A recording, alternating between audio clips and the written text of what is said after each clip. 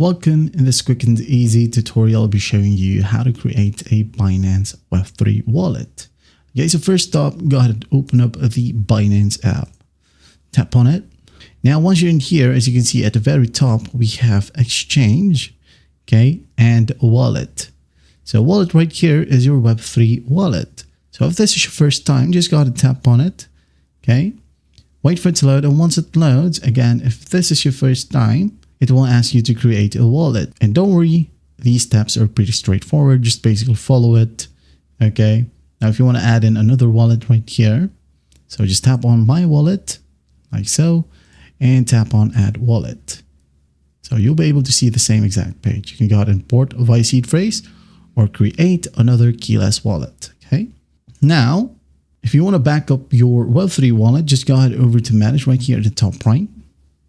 Tap on edit or pencil icon and just tap on backup management. Tap on it. You can back up with Google Drive right here or quick backup. This is via Binance or backup via QR code. Okay.